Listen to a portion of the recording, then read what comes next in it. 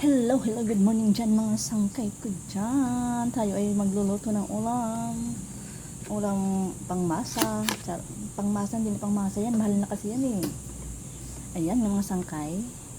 Hindi na lang puro gisa-gisa. Tayo ay magtutorta ng mega sardines. Ayan, may nakatili na ako ditong bawang. Meron akong kalaman onion. May dalawa akong itlog, 3 kalamansi at saka yung mega sardines na yan, number 1 sardines. Yan. Meron akong maanghang at saka hindi. I-mix natin. So, paghahaluin na natin mga sangkay, tara. Ito na nga mga sangkay, ang sardinas. Lalagay na natin ang bawang. Onion.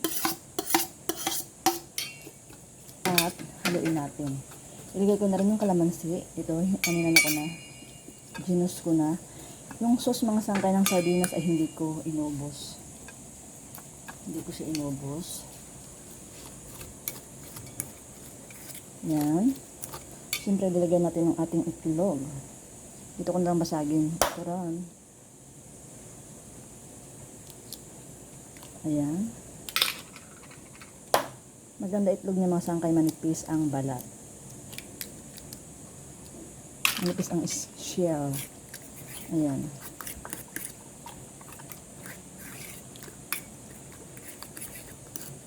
Yung sauce ng sardinas ay hindi ko inubos, ano? Kasi masyadong madami. Kahit may lasa ng sardinas, lalagyan natin pa rin ng panimpla. Hold on.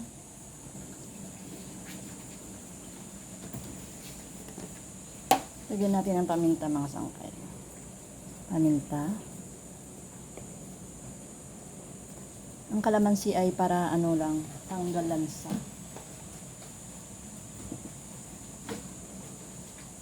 Siyempre, lalagyan natin ng pangmalakasang chicken powder natin. Yan. Haluin natin. Siyempre, lagyan natin ng Knorr seasoning liquid.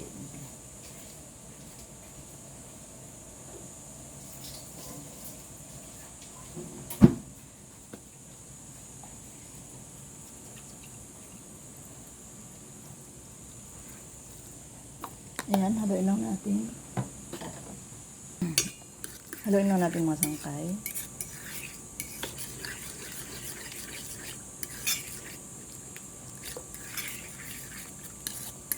Masyado siyang matubig. Sana magbuo siya, no? Pero tingin ko mabubuo naman. Tikman natin.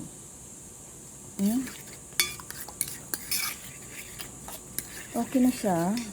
So, may nakainit na akong maanghang na anghangan akong kawali dito. Ayan, nakainit na akong kawali. So, pwede na tayong maglagay.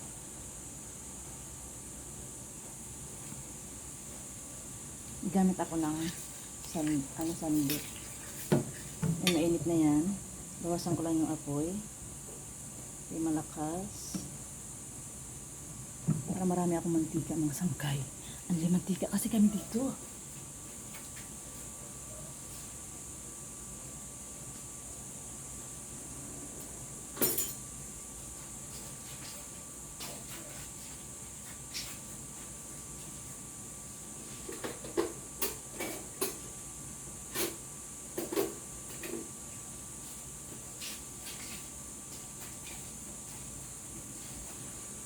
Parang hirap nito magsalang ah. Hold on. Mga sangkay, pinalitan ko yung aking kawali. Parang mas okay dito. Ayan. Aha. Wait lang.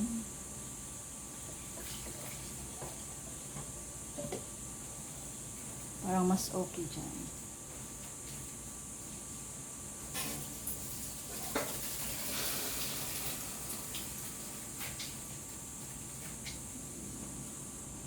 Yan, lagyan na natin ng oil. Para mas okay dito, para bumilog. Para masyado marami ako nilagay sa kabila.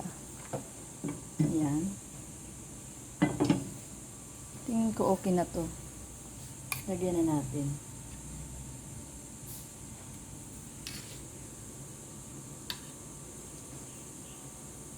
Ang mga sangkay, hindi pa pala mainit.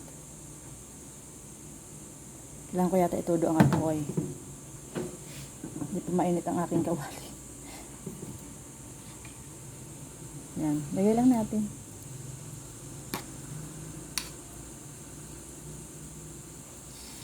Ayan, tumunog na.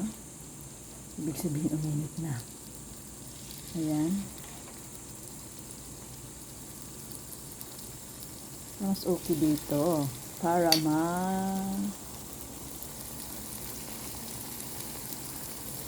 Ayan, hayaan lang natin siya. Siyempre, hinaan natin ang apoy para hindi ang bigla.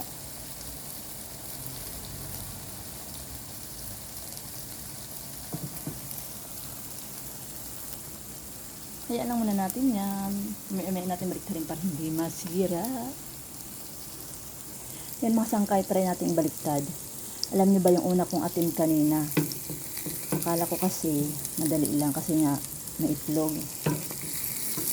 Ayun ang hirap. Ang hirap ibaliktad ng sangkay. Ay, nasira. Nasira isa. Try ko itong isa. Sana hindi masira. Ito isa.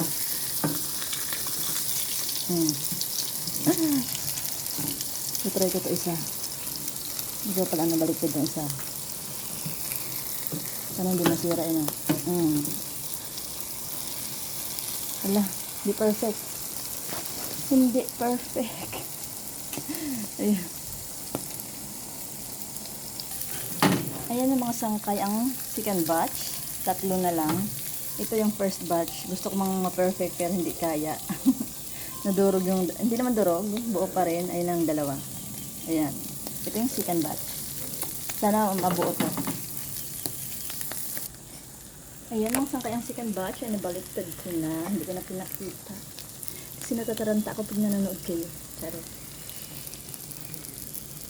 Ayan mga sangkay, done. Tortang sardines is done. Akala mo lang sunog, pero mas okay yan. Mas masarap. Pero hindi sunog yan mga sangkay, no? Brown na brown lang kasi naglagay ako ng soy sauce. Ng Knorr seasoning. Ayan guys, thank you for watching.